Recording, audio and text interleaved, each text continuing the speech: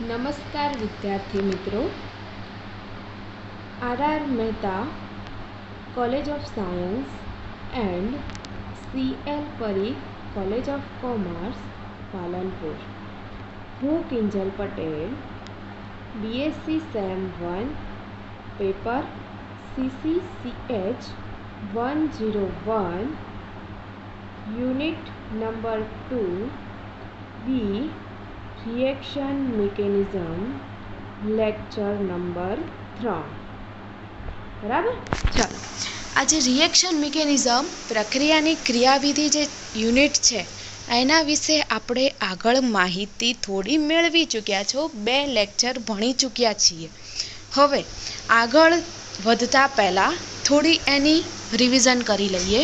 તો આપણે ગયા 2 લેક્ચરમાં શું માહિતી મેળવી છે?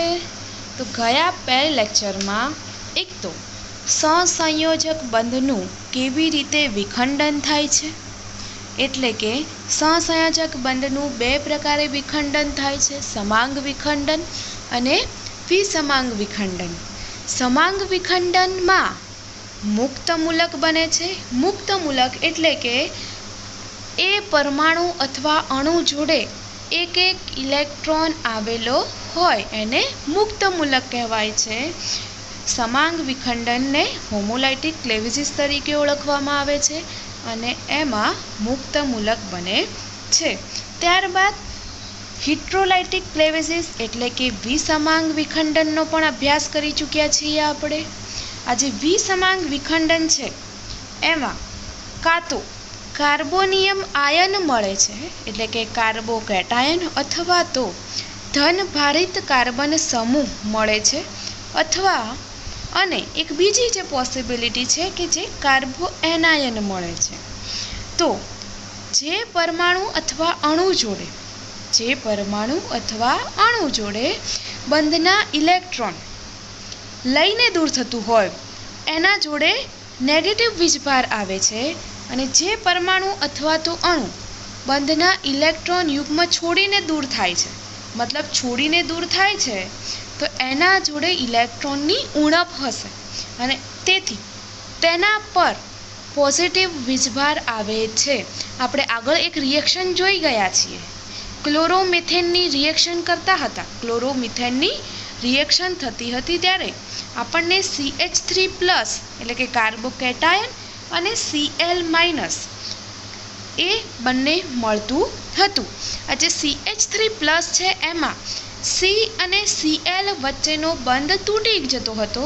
આ જે બંધ તૂટતો હતો એમાં બંધના ઇલેક્ટ્રોન Cl પરમાણુ લઈને દૂર થતું હતું. અને CH3ના C જોડે એટલે કે કાર્બન જોડે ઇલેક્ટ્રોન ની ઉણપ વર્તાતી હતી અને તેથી એના ઉપર પોઝિટિવ એટલે કે ધન વીજભાર આવે છે. અને ધન વીજભારિત કાર્બન સમૂહ હોય એને કાર્બોકેટાયન અથવા તો કાર્બોનિયમ આયન તરીકે ઓળખવામાં આવે છે. ત્યારબાદ આપણે પ્રક્રિયકોના પ્રકાર વિશે પણ જોઈ ગયા. જુદા જુદા પ્રક્રિયકોના પ્રકાર હતા. એમાં કેન્દ્રાનુરાગી પ્રક્રિયકો, ઇલેક્ટ્રોન અનુરાગી પ્રક્રિયકો અને મુક્ત મૂલક પ્રક્રિયકો. એમાં કેન્દ્રાનુરાગી પ્રક્રિયકો એટલે કે એવા પ્રક્રિયકો કે જે ઇલેક્ટ્રોન યુગ્મ આપવા સમર્થ હોય, કે જેઓ ઇલેક્ટ્રોન યુગ્મ આપવા માટે સમર્થ હતા, એમને શું કહેતા હતા આપણે? કેન્દ્રાનુરાગી પ્રક્રિયકો. અને તે લુઈસ બેઝ તરીકે પણ વર્તે છે. આપણે લુઈસના મત પ્રમાણે પણ જોઈ ગયા હતા કે લુઈસ બેઝ એ ઇલેક્ટ્રોન યુગ્મનું દાન કરવાનું વલણ ધરાવે છે. આવા જે પદાર્થો હતા, અણુઓ હતા, સમૂહો હતા, એમને શું કીધું હતું આપણે? કેન્દ્રાનુરાગી પ્રક્રિયકો. અને જે કેન્દ્રાનુરાગી પ્રક્રિયકો હતા એમને NU તરીકે ઓળખવામાં આવતા હતા. એના એક્ઝામ્પલમાં જોઈએ તો H2O, NH3, Cl-, X-, Cn- છે. એવા જુદા જુદા એક્ઝામ્પલ પણ આપણે જોઈ ગયા હતા. કેન્દ્રાનુરાગી પ્રક્રિયકો વિશે હવે માહિતી મેળવ્યા બાદ હવે આપણે આગળ વધીએ છીએ. એટલે કે આપણા જે યુનિટમાં આપણે જે ચલાવવાનું થાય છે એમાં આગળ જોઈએ તો ઇલેક્ટ્રોન અનુરાગી પ્રક્રિયકો. ઇલેક્ટ્રોન અનુરાગી પ્રક્રિયકો એટલે કે ઇલેક્ટ્રોફાઇલ્સ અને એને ઈ તરીકે ઓળખવામાં આવે છે. આ એવા તટસ્થ કે ધન વીજભારિત ઘટકો છે કે જેઓ સબસ્ટ્રેટ પાસેથી ઇલેક્ટ્રોન યુગ્મ સ્વીકારવા સમર્થ હોય છે. એટલે કે ઇલેક્ટ્રોન યુગ્મ સ્વીકારવા સમર્થ હોય છે. આ ઘટકો ઇલેક્ટ્રોન ઉણપ ધરાવતા હોય છે. તેઓ ઇલેક્ટ્રોન અનુરાગી પ્રક્રિયક તરીકે ઓળખાય છે. આ પ્રક્રિયકો લુઈસ એસિડ તરીકે વર્તે છે અને તેઓ કાર્બનિક અણુના વધુ ઇલેક્ટ્રોન ધરાવતા પરમાણુ ઉપર આક્રમણ કરે છે અને તેના ઇલેક્ટ્રોન યુગ્મનો સ્વીકાર કરી બંધ બનાવે છે. હવે આ ઇલેક્ટ્રોન અનુરાગી જે પ્રક્રિયક હતા એને લુઈસ એસિડ કીધા. આ લુઈસ એસિડની વ્યાખ્યા જોઈએ તો લુઈસ એસિડ કોને કહેવાય કે જે ઇલેક્ટ્રોન યુગ્મ સ્વીકારવાનું વલણ ધરાવતા હોય, કે જે ઇલેક્ટ્રોન યુગ્મ સ્વીકારવાનું વલણ ધરાવતા હોય એને લુઈસ એસિડ કહેવાય છે. એવી જ રીતે આ જે પ્રક્રિયકો છે એ પણ ઇલેક્ટ્રોન યુગ્મ સ્વીકારવાનું વલણ ધરાવતા હોય છે. એટલે કે ઇલેક્ટ્રોનની ઉણપ હોય છે અને ઇલેક્ટ્રોનની ઉણપ હોય કોઈ જોડે, કોઈ પરમાણુ જોડે અથવા અણુ જોડે અથવા તો સમૂહ જોડે ઇલેક્ટ્રોનની ઉણપ છે તો તે ધન વીજભાર ધરાવતું પરમાણુ બને છે. બરાબર. સામાન્ય રીતે ધન આયનો અધૂરી ઇલેક્ટ્રોનિક અષ્ટક ધરાવતા પરમાણુવાળા અણુઓ લુઈસ એસિડ ઇલેક્ટ્રોન અનુરાગી પ્રક્રિયકો તરીકે વર્તે છે. ધન આયનો હોય એટલે કે ધન વીજભારિત પરમાણુઓ અથવા સમૂહ હોય, અથવા તો ઇલેક્ટ્રોનિક અષ્ટક ધરાવતા પરમાણુઓ, પરંતુ કેવું ઇલેક્ટ્રોનિક અષ્ટક? અધૂરું, એટલે કે ઇનકમ્પ્લીટ ઇલેક્ટ્રોનિક અષ્ટક આવેલું હોય તેવા પરમાણુઓ અથવા સમૂહો લુઈસ એસિડ તરીકે વર્તે છે. અને આ જે લુઈસ એસિડ જે છે એ ઇલેક્ટ્રોન અનુરાગી પ્રક્રિયકો તરીકે વર્તે છે. જે ધન વીજભારિત ઇલેક્ટ્રોન અનુરાગી પ્રક્રિયકો છે એના ઉદાહરણોમાં જોઈએ તો H+, Cl+, Br+, NO2+, NO+, ArN+, triple bond N, H2O+, SO3H+, R+, CH3CO+. હવે ધારો કે આપણે H+ અને Cl+નું એક્ઝામ્પલ લઈએ છીએ તો H+ જોડે એક ઇલેક્ટ્રોન હોય છે. H પરમાણુ જોડે એક ઇલેક્ટ્રોન હોય છે અને તે પોતે ઇલેક્ટ્રોનનું દાન કરી અને H+ બને છે. મતલબ એના જોડે ઇલેક્ટ્રોનની ઉણપ છે અને ઇલેક્ટ્રોનની ઉણપ હોય તો ઇલેક્ટ્રોન યુગ્મ સ્વીકારવા સમર્થ છે, સ્વીકારવાનું વલણ ધરાવે છે. તેથી તે લુઈસ એસિડ તરીકે પણ ઓળખાય છે. હવે એવું નથી કે ધન વીજભારિત આયનો જ ઇલેક્ટ્રોન અનુરાગી પ્રક્રિયકો તરીકે વર્તે છે. કેટલાક એવા તટસ્થ પદાર્થો, પરમાણુઓ છે, સમૂહો છે કે જે તટસ્થ ઇલેક્ટ્રોન અનુરાગી પ્રક્રિયકો તરીકે વર્તે છે. એના એક્ઝામ્પલમાં જોઈએ તો FeCl3, BF3, AlCl3, ZnCl2, SO3. આ જે સમૂહો છે, અણુઓ છે એ ઇલેક્ટ્રોન અનુરાગી પ્રક્રિયકો તરીકે વર્તે છે. ચલો, બે પ્રકારના પ્રક્રિયકો આપણે જોયા. એક કેન્દ્રાનુરાગી પ્રક્રિયકો અને બીજું ઇલેક્ટ્રોન અનુરાગી પ્રક્રિયકો. હવે ત્રીજું પ્રક્રિયકો જોવાનું છે જે મુક્તમૂલક પ્રક્રિયકો છે. મુક્તમૂલક પ્રક્રિયકોને ઇંગ્લિશમાં ફ્રી રેડિકલ તરીકે ઓળખવામાં આવે છે. મુક્તમૂલક પ્રક્રિયકોને ફ્રી રેડિકલ તરીકે ઓળખવામાં આવે છે. તે અયુગ્મિત ઇલેક્ટ્રોન ધરાવતા તટસ્થ ઘટકો છે. આ પ્રક્રિયકો પોતાની પાસે રહેલા મુક્ત ઇલેક્ટ્રોનને વાપરી કાર્બન સાથે બંધ બનાવે છે. આ પ્રક્રિયકો મુક્તમૂલક પ્રક્રિયકો કહેવાય છે. મુક્ત મૂલકો દ્વારા થતી પ્રક્રિયાઓ મુક્તમૂલક પ્રક્રિયાઓ કહેવામાં આવે છે. આપણે સહસંયોજક બંધનું સમાંગ વિખંડન ભણી ગયા. સહસંયોજક બંધનું સમાંગ વિખંડન ભણ્યા. એમાં સહસંયોજક બંધ તૂટતો હતો ત્યારે એનું સમાંગ વિખંડન થઈ અને બે મુક્તમૂલક બનતા હતા. આપણે ધારો કે Br2નો અણુ લીધો હતો. Br2નો અણુ લીધો હતો એટલે કે બે Brના પરમાણુઓ સહસંયોજક બંધથી એકબીજા સાથે જોડાયેલા હતા. આ જે સહસંયોજક બંધ તૂટે છે ત્યારે બંને બીઆરના પરમાણુ પાસે એક એક ઇલેક્ટ્રોન જાય છે. એટલે કે બંને બીઆરના પરમાણુ જે છે એ બીઆર મુક્ત મૂલક તરીકે ઓળખાય છે. કેટલાક મુક્ત મૂલકો નીચે પ્રમાણે છે. Cl ઉપર ટપકું બતાવેલું છે, જે સાઈડમાં ટપકું બતાવેલું છે તે સૂચવે છે કે એના પાસે એક મુક્ત ઇલેક્ટ્રોન આવેલો છે, અને આ જે મુક્ત ઇલેક્ટ્રોન આવેલો છે તે બીજા કોઈ પદાર્થ મુક્ત ઇલેક્ટ્રોન સાથે વાપરીને કાર્બન જોડે અથવા તો કોઈ પણ બીજા સમૂહ જોડે બંધ બનાવે છે. બીઆર મુક્ત મૂલક OR ના જોડે એક ટપકું બતાવેલું છે, એ OR મુક્ત મૂલક બતાવે છે. R મુક્ત મૂલક, CH3 મુક્ત મૂલક, C6H5 મુક્ત મૂલક. આ થયા આપણા પ્રક્રિયકોના પ્રકારો. પ્રક્રિયકોના પ્રકારો આપણે 3 જોઈ ગયા. કેન્દ્રાનુરાગી પ્રક્રિયકો એટલે કે ન્યુક્લિયોફાઇલ્સ, ઇલેક્ટ્રોન અનુરાગી પ્રક્રિયકો એટલે કે ઇલેક્ટ્રોફાઇલ્સ, અને મુક્ત મૂલક પ્રક્રિયકો એટલે કે ફ્રી રેડિકલ્સ. હવે આપણે આગળ વધીએ ત્યારે પ્રક્રિયાઓના પ્રકારો જોવાના છે. પ્રક્રિયાઓના પ્રકાર એટલે કે ટાઈપ્સ ઓફ રિએક્શન. પ્રક્રિયાને અંગ્રેજીમાં રિએક્શન કહેવામાં આવે છે, એટલે કે ટાઈપ્સ ઓફ રિએક્શન. મોટાભાગની રાસાયણિક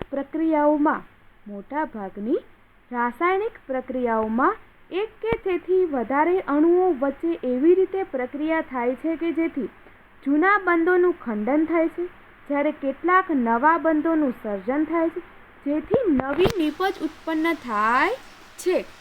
મોટાભાગની જે રાસાયણિક પ્રક્રિયાઓ થાય છે એના અંદર શું થાય છે? કેટલાક જૂના બંધો ખંડન થાય છે એટલે કે તૂટે છે, કેટલાક નવા બંધોનું સર્જન થાય છે એટલે કે નિર્માણ પામે છે, અને તેથી નવા બંધો નિર્માણ પામે છે, મતલબ કોઈના સાથે બંધ તૂટીને બીજા પરમાણુ સાથે જોડાય છે તો એ પ્રક્રિયક કરતાં જે નીપજ બને છે એ થોડી નવી નીપજ બને છે. ચાલો આગળ વધીએ તો કાર્બનિક પ્રક્રિયાઓને તેમાં બનતા કે તૂટતા બંધોને આધારે નીચેના પ્રકારોમાં વર્ગીકૃત કરી શકાય છે. આ જે રાસાયણિક પ્રક્રિયાઓ છે, આપણી મૂળભૂત 4 રાસાયણિક પ્રક્રિયાઓ છે, એમાં એક વિસ્થાપન પ્રક્રિયાઓ એટલે કે સબસ્ટિટ્યુશન રિએક્શન, 2 યોગશીલ પ્રક્રિયાઓ એટલે કે એડિશન રિએક્શન, 3 વિલોપન પ્રક્રિયાઓ એટલે કે એલિમિનેશન રિએક્શન, 4 પુનઃરચના પ્રક્રિયાઓ રીએરેન્જમેન્ટ રિએક્શન, પુનર્વિન્યાસ પ્રક્રિયાઓ. હવે એમાં જોઈએ તો થોડી માહિતી મેળવી લઈએ છીએ, પછી એને આપણે વિસ્તૃતમાં અભ્યાસ કરવાનો છે.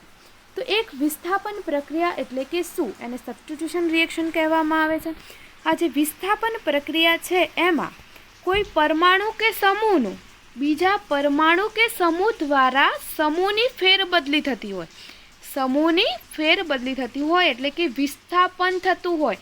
કોઈ એક પરમાણુનું બીજા પરમાણુની જગ્યાએ વિસ્થાપન થતું હોય. આ પ્રકારની પ્રક્રિયાઓ છે એને વિસ્થાપન પ્રક્રિયાઓ કહેવામાં આવે છે. વિસ્થાપન પ્રક્રિયાઓમાં પ્રક્રિયકો જુદા જુદા વપરાય અને જુદી જુદી પ્રક્રિયાઓ બને છે. ધારો કે એના અંદર ઇલેક્ટ્રોન અનુરાગી પ્રક્રિયક વપરાતો હોય જો પ્રક્રિયામાં, તો એને ઇલેક્ટ્રોન અનુરાગી વિસ્થાપન પ્રક્રિયા કહેવામાં આવે છે. જો એના અંદર ન્યુક્લિયોફાઇલ્સ એટલે કે કેન્દ્રાનુરાગી પ્રક્રિયક વપરાતો હોય જો પ્રક્રિયામાં, તો એને કેન્દ્રાનુરાગી વિસ્થાપન પ્રક્રિયાઓ કહેવામાં આવે છે. અને એમાં જો મુક્ત મૂલક વપરાતો હોય તો એને મુક્ત મૂલક વિસ્થાપન પ્રક્રિયાઓ કહેવામાં આવે છે. ત્યારબાદ છે યોગશીલ પ્રક્રિયાઓ. યોગશીલ પ્રક્રિયાઓ એટલે કે ધારો કે કોઈ એક પ્રક્રિયા આપેલી છે, ધારો એના અંદર ડબલ બોન્ડ આપેલા છે. ડબલ બોન્ડ એટલે કે ઇથિનનો અણુ આપેલો છે, CH2 double bond CH2. Ethene છે એની Cl2 અથવા તો Br2 સાથે પ્રક્રિયા થાય છે. Cl2 સાથે અથવા તો Br2 સાથે પ્રક્રિયા થાય છે. તો આ જે બે Clના અણુઓ જે છે એ ઇથિનના એક બંધ તોડીને જે બંધના ઇલેક્ટ્રોન છે, બંધના ઇલેક્ટ્રોન એની સાથે બંધ બનાવે છે અને 1,2 ડાયક્લોરો ઇથેન અથવા તો 1,2 ડાયબ્રોમો ઇથેન મળે છે. એટલે કે એવું કહી શકાય કે આ જે Br2 અથવા તો Cl2નો આખો જે અણુ છે એ ઇથેનમાં સમાઈ જાય છે, યોગશીલ થઈ જાય છે, એડ થઈ જાય છે. તેથી એને એડિશન રિએક્શન કહેવામાં આવે છે. બરાબર. આ એડિશન રિએક્શનમાં પણ જુદી જુદી પ્રક્રિયાઓ ભણવાની છે, આપણે એનો આગળ અભ્યાસ કરીશું. ત્યારબાદ છે વિલોપન પ્રક્રિયાઓ. વિલોપન પ્રક્રિયાઓ એ એડિશનની સાવ ઊંધી પ્રક્રિયા છે. એડિશનની સાવ ઊંધી પ્રક્રિયા છે. એડિશન રિએક્શન હતી એમાં Cl2 અથવા તો Br2નો આખો અણુ ઉમેરાઈ જતો હતો, પરંતુ આના અંદર વિલોપન પ્રક્રિયામાં આખો અણુ બહાર નીકળી જશે, દૂર થઈ જશે, વિલોપન થઈ જશે, એલિમિનેશન થઈ જશે. બરાબર. ધારો કે આપણે એનું એક્ઝામ્પલ જોઈએ તો 1,2 ડાયક્લોરો ઇથેન છે, 1,2 ડાયક્લોરો ઇથેન છે, એની પ્રક્રિયા થાય છે તો આપણને મળે છે ઇથિન પ્લસ Cl2 અથવા તો Br2. મતલબ જે 1,2 ડાયક્લોરો ઇથેનમાં જે 2 ક્લોરીન પરમાણુ જોડાયેલા છે એ એલિમિનેટ થઈ જાય છે, દૂર થઈ જાય છે. અને આ દૂર થઈ જાય છે તેથી આ પ્રક્રિયાને એલિમિનેશન રિએક્શન કહેવામાં આવે છે. યોગશીલ અને એલિમિનેશન એ બંને એકબીજાની વિરુદ્ધ પ્રક્રિયાઓ છે. બરાબર. આ એલિમિનેશન પ્રક્રિયામાં પણ આપણે E1, E2 એલિમિનેશન એવી જુદી જુદી પ્રકારની પ્રક્રિયાઓનો અભ્યાસ કરવાનો છે. ત્યારબાદ છે પુનર્રચના પ્રક્રિયાઓ, એટલે કે રીએરેન્જમેન્ટ રિએક્શન. એટલે કે કોઈ પણ એક જ પ્રક્રિયક છે એમાં કંઈ ફેરફાર થતો નથી, નથી એલિમિનેશન થતું કે નથી એડિશન થતું, ખાલી થાય છે તો શું થાય છે? ધારો કે 3 કાર્બન છે, એટલે કે પ્રોપેન છે, સાવ પ્રોપેન છે, એમાં પહેલા કાર્બન સાથે ક્લોરીન પરમાણુ જોડાયેલો છે, પહેલા કાર્બન સાથે ક્લોરીન પરમાણુ જોડાયેલો છે. એનું જ્યારે રીએરેન્જમેન્ટ રિએક્શન થશે ત્યારે શું થશે? કાં તો બીજા કાર્બન ઉપર ક્લોરીન પરમાણુ આવી જશે અથવા તો ત્રીજા કાર્બન ઉપર ક્લોરીન પરમાણુ આવી જશે. મતલબ કોઈ પરમાણુ કે સમૂહનું સ્થાન બદલી થાય છે, સ્થાન ફેરફાર થાય છે અને એનાથી એક નવી રચના મળે છે. ધારો કે પહેલાં 1 ક્લોરો પ્રોપેન હતું, એની જગ્યાએ હવે 2 ક્લોરો પ્રોપેન બની જાય છે અથવા તો બીજું કોઈ રચના બને છે. બરાબર. આવી જે પ્રક્રિયા છે એને પુનર્રચના પ્રક્રિયા એટલે કે રીએરેન્જમેન્ટ રિએક્શન અથવા તો પુનર્વિન્યાસ પ્રક્રિયા તરીકે ઓળખવામાં આવે છે. ચાલો હવે આપણે આગળ વધીએ તો વિસ્થાપન પ્રક્રિયાની માહિતી આપણે વિસ્તૃતમાં મેળવવાની છે, તો મેળવવાનું ચાલુ કરીએ. ચાલો. વિસ્થાપન પ્રક્રિયાઓ, સબસ્ટિટ્યુશન રિએક્શન. બરાબર. જે પ્રક્રિયામાં સબસ્ટ્રેટ કાર્બનિક સંયોજનના કોઈ એક પરમાણુ કે સમૂહનું બીજા પરમાણુ કે સમૂહ વડે વિસ્થાપન થતું હોય તેવી પ્રક્રિયાને વિસ્થાપન પ્રક્રિયા કહેવાય છે. શું કીધું? કોઈ એક પરમાણુ કે સમૂહનું બીજા પરમાણુ કે સમૂહ વડે વિસ્થાપન થતું હોય, ફેરબદલી થતી હોય તો એને વિસ્થાપન પ્રક્રિયા કહેવામાં આવશે. પ્રક્રિયાને અંતે મળતી નીપજ વિસ્થાપિત નીપજ કહેવાય છે.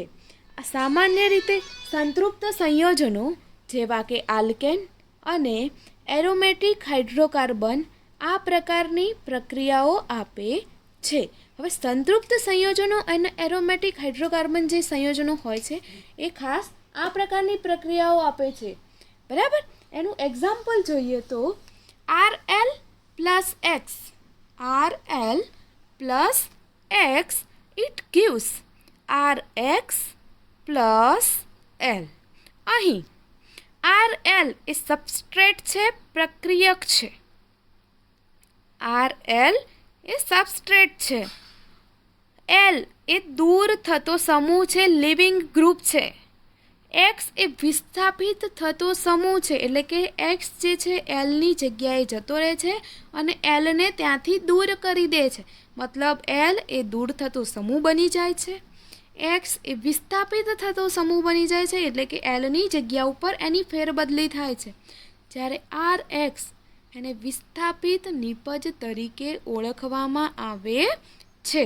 અહીં વિસ્થાપિત થતા સમૂહ એક્સના પ્રકાર પરથી વિસ્થાપન પ્રક્રિયાઓને નીચે પ્રમાણે વર્ગીકૃત કરવામાં આવે છે. હવે વિસ્થાપિત થતા સમૂહ એટલે કે એના અંદર ન્યુક્લિયોફાઇલ્સ હશે, ઇલેક્ટ્રોફાઇલ્સ હશે અને ફ્રી રેડિકલ. એની આપણે આગળ વાત કરીએ છીએ. એના પહેલાં એક થોડું બીજી ચર્ચા કરી લઈએ. તો વિસ્થાપન પ્રક્રિયાઓ આલ્કેનમાં જ થાય છે, કારણ કે તે સંતૃપ્ત ઘટક છે. આપણે આગળ પણ જોઈ ગયા કે સંતૃપ્ત સંયોજનો, સંતૃપ્ત કોણ હોય? મોટા ભાગે આલ્કેન અને એરોમેટિક હાઇડ્રોકાર્બન, અને તેમાં સબસ્ટ્રેટમાં કોઈ જ ફેરફાર થતો નથી. હવે સંતૃપ્ત ઘટક વિશે, સેચ્યુરેટેડ કમ્પાઉન્ડ વિશે આપણે થોડી માહિતી મેળવીએ. તો એમાં આલ્કેનમાં પ્રથમ શ્રેણીનું તત્વ જે છે, સંયોજન છે, એ મિથેન છે. મિથેન CH4, એટલે કે એના અંદર કોઈ જ પ્રકારનો પાઈ બંધ આવેલો નથી. બધા જ કાર્બન સાથે બધા જ હાઇડ્રોજન સિગ્મા બંધથી જોડાયેલા છે. એનું સંકરણ sp3 છે. મતલબ એનો આકાર શું છે? સમચતુષ્ફલકીય. એના જોડે કોઈ જ વધારાના લોન પેર પણ આવેલા નથી. મતલબ એ સેચ્યુરેટેડ ઘટક છે. એની જે સંયોજકતા છે એ બધી પરમાણુ વડે સંપૂર્ણ ભરાયેલી છે. કોઈ જ એવું નથી કે એની સેચ્યુરેટેડ જે સંયોજકતા છે એની બાકી હોય. મતલબ જે કાર્બનની સંયોજકતા 4 હોવી જોઈએ, 4 છે, એ 4 હાઇડ્રોજનથી સંતોષાયેલી છે. મતલબ એ કયું થયું? સંતૃપ્ત ઘટક. એના પછી ઇથેન છે, પ્રોપેન છે, બ્યુટેન છે. આલ્કેનમાં આવા જુદા જુદા જે ઘટકો આવેલા છે એ બધા શું કહેવાય છે? એના સંતૃપ્ત ઘટકો છે. અને આવા જે ઘટકો છે એના અંદર વિસ્થાપન પ્રક્રિયા મોટાભાગે જોવા મળતી હોય છે. ચલો, હવે આપણે આગળ વાત કરવાની છે કે વિસ્થાપિત થતા સમૂહ એક્સના પ્રકાર પરથી કઈ રીતે એને વર્ગીકૃત કરવામાં આવે છે. તો જોઈએ. ચલો, સબસ્ટ્રેટ છે RL. વિસ્થાપિત સમૂહ એક્સ પ્રક્રિયક શું હોય છે? દૂર થતો સમૂહ શું છે? અને કેન્દ્રાનુરાગી વિસ્થાપન એટલે કે વિસ્થાપન પ્રક્રિયાનો પ્રકાર કયો બને છે એ જોવાનું છે. ચલો, સબસ્ટ્રેટ RL છે, બધામાં જે કોમન છે. જે પ્રક્રિયામાં RL જોડે કેન્દ્રાનુરાગી જોડાયેલ હોય, RL જોડે NU કેન્દ્રાનુરાગી વિસ્થાપિત થતો સમૂહ જોડાયેલો હોય છે, એના અંદર દૂર થતો સમૂહ L કેન્દ્રાનુરાગી બને છે અને NU એ દૂર થઈ જાય છે. અને આવી જે પ્રક્રિયા હોય છે એને કેન્દ્રાનુરાગી વિસ્થાપન પ્રક્રિયા કહેવામાં આવે છે. હવે એના અંદર બીજું જોઈએ તો જેમાં વિસ્થાપિત થતો સમૂહ ઇલેક્ટ્રોન અનુરાગી હોય અને દૂર થતો સમૂહ ઇલેક્ટ્રોન અનુરાગી E હોય, તો તેને ઇલેક્ટ્રોન અનુરાગી વિસ્થાપન પ્રક્રિયા કહેવામાં આવે છે. ત્યારબાદ ત્રીજા પ્રકારની પ્રક્રિયા છે કે એમાં વિસ્થાપિત થતો સમૂહ X જે મુક્ત મૂલક હોય અને દૂર થતો સમૂહ L એ પણ મુક્ત મૂલક R તરીકે વર્તતો હોય, તો એને મુક્ત મૂલક વિસ્થાપન પ્રક્રિયાઓ તરીકે ઓળખવામાં આવે છે. બરાબર? ચાલો, હવે આગળ વધીએ. તો આપણે કેન્દ્રાનુરાગી વિસ્થાપન પ્રક્રિયાઓ વિશે થોડી માહિતી મેળવીએ. તો કેન્દ્રાનુરાગી વિસ્થાપન પ્રક્રિયાઓ એટલે કે nucleophilic substitution reaction. Nucleophilic substitution reaction. આ પ્રકારની પ્રક્રિયામાં સામાન્ય રીતે H સિવાયના પરમાણુ કે સમૂહનું કેન્દ્રાનુરાગી પ્રક્રિયક દ્વારા વિસ્થાપન થાય છે. આ લીટી ખાસ ધ્યાન આપજો વિદ્યાર્થી મિત્રો. H સિવાયના પરમાણુ કે સમૂહનું વિસ્થાપન થાય છે. આપણે એનું એક્ઝામ્પલ જોઈએ છે, એમાં પણ આ વસ્તુ ખાસ ધ્યાન આપવાની છે કે કયા પરમાણુ કે સમૂહનું વિસ્થાપન થાય છે. બરાબર? ચલો, આલ્કિલ હેલાઇડમાં હેલાઇડ સાથે જોડાયેલો સંતૃપ્ત કાર્બન R પરમાણુ ઇલેક્ટ્રોન ઉણપ ધરાવતો હોવાથી કેન્દ્રાનુરાગી પ્રક્રિયકનું ત્યાં આક્રમણ થતાં વિસ્થાપિત નિપજ મળે છે. હવે જોઈએ છીએ નીચે એનયુ કેન્દ્રાનુરાગી પ્રક્રિયક આપણને આપેલો છે. નીચે એનયુ કેન્દ્રાનુરાગી પ્રક્રિયક આપણને આપેલો છે. એની આલ્કિલ હેલાઇડ એટલે કે CH3X સાથે પ્રક્રિયા થાય છે. CH3Xમાં X એટલે કે કોઈ પણ હેલોજન પરમાણુ છે. હેલોજન પરમાણુ C કરતાં એની વિદ્યુત ઋણતા વધારે હોય છે અને જેની વિદ્યુત ઋણતા વધારે હોય એ આંશિક ઋણ વીજભાર ધરાવે છે અને કાર્બનની વિદ્યુત ઋણતા ઓછી હોવાથી એ આંશિક ધન વીજભાર બને છે. મતલબ કાર્બન પાસે આંશિક ધન વીજભાર છે એટલે કે ઇલેક્ટ્રોનની ઉણપ છે. તો આ જે એનયુ છે એનયુ જોડે વધારાના ઇલેક્ટ્રોન યુગ્મ આવેલા છે અને એ ઇલેક્ટ્રોન યુગ્મનું દાન કરવાનું વલણ ધરાવે છે એટલે કે લુઇસ બેઝ તરીકે વર્તે છે. તે એનયુ કાર્બન સાથે જોડાઈ જાય છે અને એક્સ એ હેલાઇડ જે આલ્કિલ હેલાઇડમાંથી જે હેલાઇડ આયન છે એ દૂર થઈ જાય છે. મતલબ કોઈ પણ હેલાઇડ જોડાયેલું હોય, ધારો કે બીહાર હોય, Cl હોય, I હોય, તો એ દૂર થઈ જાય છે. આપણે એનું એક એક્ઝામ્પલ ઉપર લખેલું છે CH3Cl plus OH minus it gives CH3OH plus Cl minus. ચાલો, CH3Cl એ પણ આલ્કિલ હેલાઇડનું એક્ઝામ્પલ છે. એની OH માઇનસ એટલે કે OH માઇનસ એ એક કેન્દ્રાનુરાગી પ્રક્રિયક છે. એના પાસે ઇલેક્ટ્રોનનું દાન કરવા માટે વધારાના ઇલેક્ટ્રોન યુગ્મ આવેલા છે. બરાબર. હવે એ CH3OHમાં રૂપાંતર પામે છે અને જે Cl છે એ દૂર થઈ જાય છે. ચાલો, હવે આપણે જે બીજા પ્રકારની પ્રક્રિયાઓ અને આ જ પ્રક્રિયામાં આપણે આગળ માહિતી નેક્સ્ટ લેક્ચરમાં મેળવીશું. ઓકે, ચલો, બાય.